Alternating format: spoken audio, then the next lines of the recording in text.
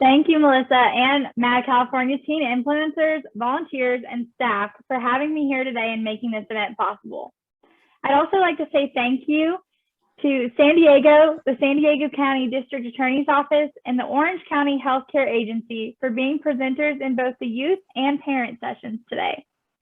Funding for this program was provided by a grant from the California Office of Traffic Safety through the National Highway Traffic Safety Administration.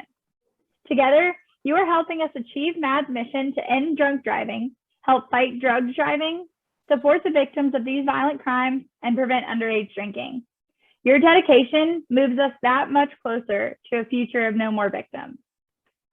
As Melissa said, I came to MADD for the same reason a lot of people do. About 11 years ago, I was run over by a drunk driver. My offender wasn't driving a car. He was driving a 17-foot bass boat. He nearly killed me just the same.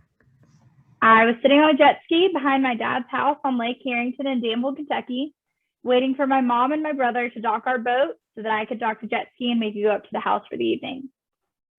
There was a 17-foot bass boat going under a nearby bridge at about 70 miles an hour, which is a speed unheard of on almost any lake, but especially on a lake this narrow.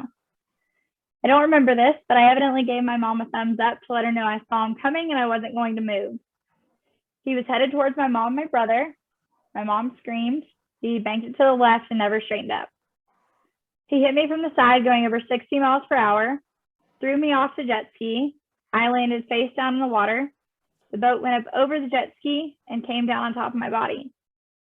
I sustained a really severe brain injury classified as shaken baby syndrome, where my brain shook inside my head and started bleeding in 4 places and they couldn't make it stop.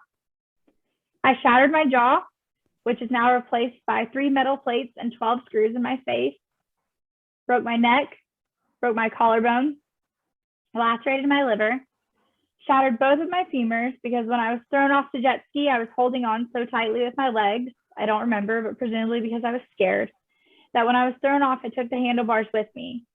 If you've been around a jet ski, you know it's all one piece and that shouldn't have been possible. So they were unable to put my femurs back together, and I now have metal rods in place of bone in both of my thighs.